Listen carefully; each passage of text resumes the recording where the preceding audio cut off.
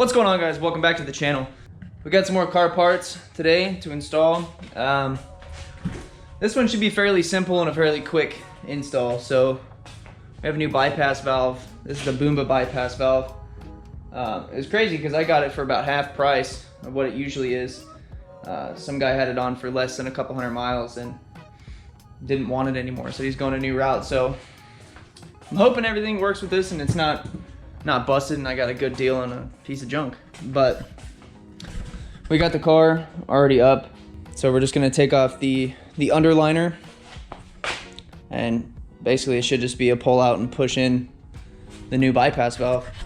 But stick around for that.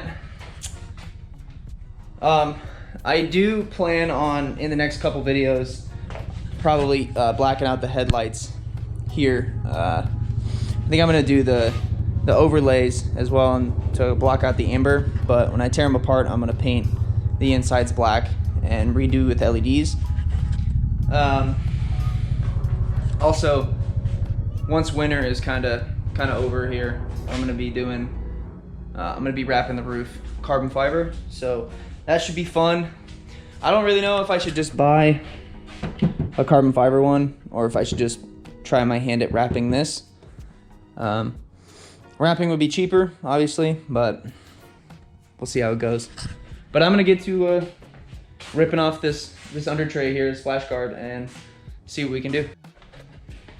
So after about 2 minutes of popping some pop clips, got about like 9 or 10 pop clips down there and 2 12mm bolts.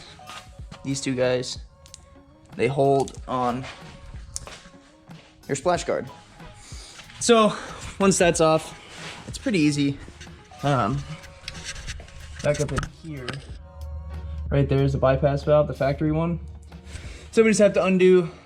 So I have the charge pipe and the parent turbo inlet. So it's gonna be super easy. It's not hard plastic. 2 screws, one for a worm clamp and the other for the other worm clamp, and that literally pops out once you unhook a vacuum line. And then you just plug the new one in. So should be pretty quick and easy. So after removing those 2 worm clamps or loosening them up, the factory bypass valve comes out. And you can see it's not made of very good quality material. It's just super simple, but most of the time, people put their mouths on, they can blow air through it. So that means you're letting a lot of boost go. It's getting recirculated. But with the new Boomba, it's all billet aluminum, and it's a bigger opening, releases more air, sounds a lot better, and also holds boost like a lot better. So we're gonna put this guy in, attach it, vacuum line, so it's just gonna sit in there like that, and we'll see how she sounds. Super quick, super easy. This literally is, I've been here for maybe 10 minutes. So let's put this guy in and then we'll get to reinstallation. Alright guys, well that wasn't really bad at all. So that took me probably about 15 minutes all in all with taking out the old one and installing the new one. I'll show you how it looks. You can see it in there, sitting right there. Super easy to install. Honestly, I was surprised at how much room I had to work. If you're looking to pick up one of these, I'll have it linked in the description box below. Also have my latest video posted up in the top right corner. Well, since we're finished with the installation, might as well, you have to test drive it. So I'm gonna button up the splash guard underneath, start it up, see how everything is, and we'll get some driving shots and hear how it sounds.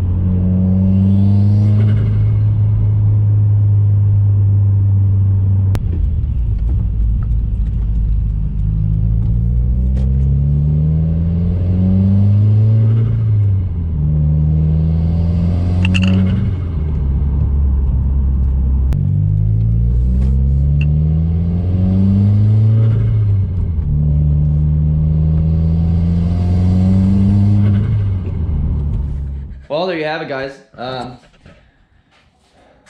wasn't really a believer at first when they said that your car is gonna feel like it has more power, because a lot of boost is getting blown by with the factory bypass valve. I really liked it. It sounds good. It sounds really good when you let off the gas. It gives you kind of like that turbo flutter. I don't know if it's like how they make it, if that's just, you know, how it is. If they are going for that sound, or how they can make that sound with just a bypass valve, or if it's not opening up all the way and I'm getting surge, which would not be good. It would come off immediately if that's what it is. But everybody says they like it. I think it's pretty cool. It's a good addition. I know you can't even see the color, but I really wanted red because I'm kind of going for a red themed engine bay. But yeah, still working on cars in the midst of moving and everything. So be moving here soon. We're gonna have a nicer garage.